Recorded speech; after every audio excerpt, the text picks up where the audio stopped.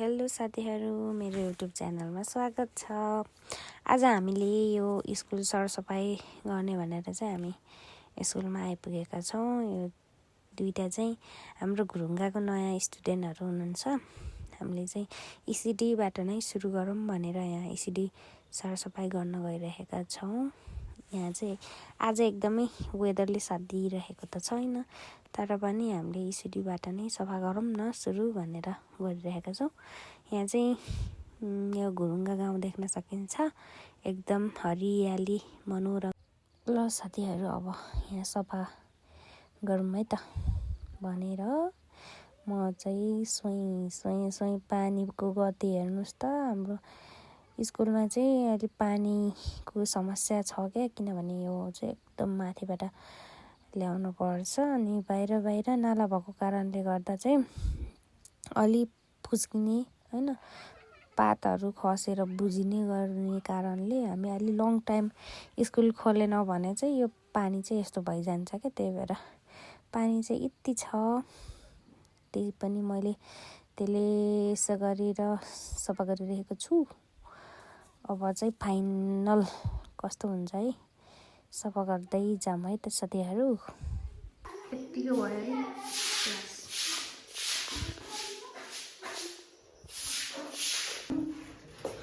यहाँ फेरि एक कक्षा सफा हुँदैछ, मिस म्याडम हुनुहुन्छ यहाँ।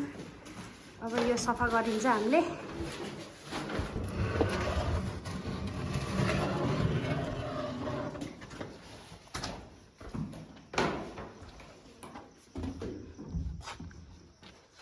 मिसहरूलाई हेल्प गर्न आएको तिनजना, हामीलाई हेल्प गर्न आएको नि हो कि होइन? एउटा सुकाइसक्यो यहाँ यसरी धोएर। दुःख छ हौ पानीको, बल्ल बल्ल जोडियो पानी। एउटा बाँकी नै छ, यो नि बाँकी छ, यो बाँकी छ। म्याडमले सफा गर्दै हुनुहुन्छ। सर चाहिँ भित्र के भन्छ अरे सर? केटीहरूले भित्रको काम गर्ने, केटाहरूले बाहिरको बोकेर, सर चाहिँ भित्रको काम गर्दै हुनुहुन्छ, हामी चाहिँ बाहिरको काम गर्दैछौँ। अनि यहाँ चाहिँ हाम्रो अब टक्क रेडी हुन्छ साथीहरू। सरसफाइ कार्यक्रम भोलिदेखि हाम्रो फेरि अर्को काम छ। अफिस सस्ने छ एक क्लासमा, बाल शिक्षामा।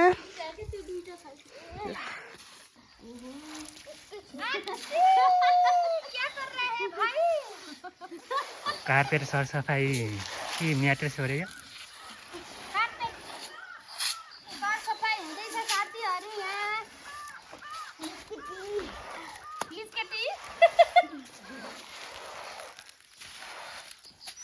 अनि उताको कतिवटा भइसक्यो भने एक।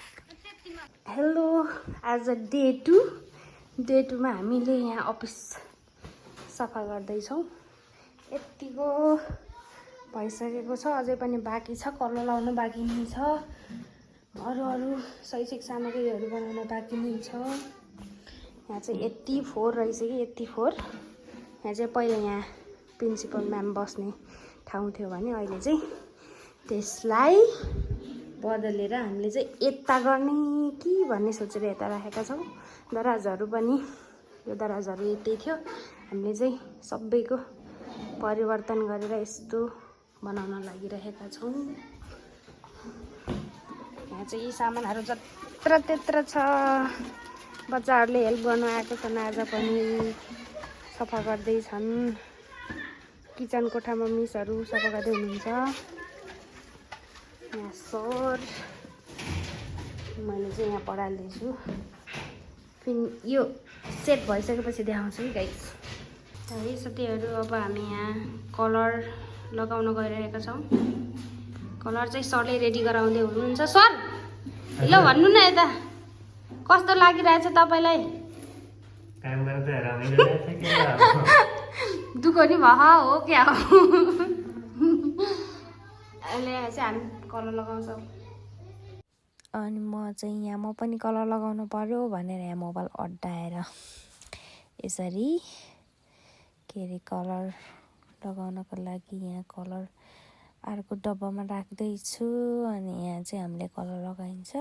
एकदमै के बाल शिक्षामा त अब सानसानो बच्चाहरू हुन्छन् नि त भनेको नि अब कति बेला कता गएर लेखिदिएको हुन्छन् थाहै हुन्न नि त। अनि यहाँ चाहिँ हामीले यो भित्तामा थोरै तल मात्र यो स्काई ब्लू कलर लगाउने भनेर डिसिजन गरेको थियौँ। त्यही भएर अनि यहाँ अब कलर लगाउनुको लागि हामी तयारी गर्दैछौँ। मिसले त्यहाँ लगाउँदै हुनुहुन्छ अनि हामीले सही गर्दै कलर लगाउँदैछौँ साथीहरू। अनि यो फिनिस भइसकेपछि हामीले यहाँ कार्पेट राख्नुपर्ने छ।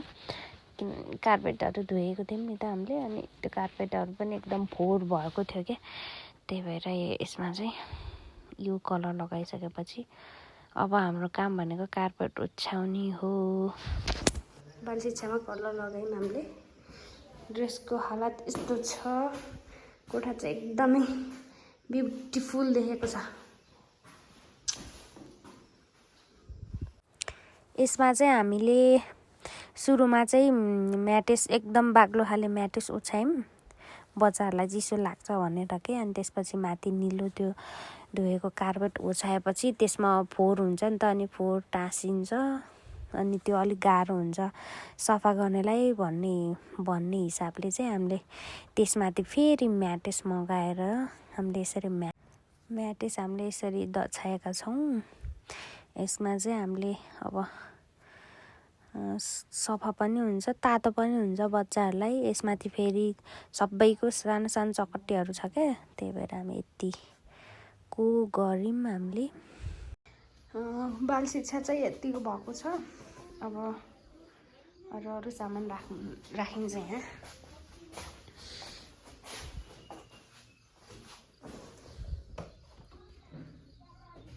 ल हाम्रो अफिस चाहिँ यतिको भएको छ।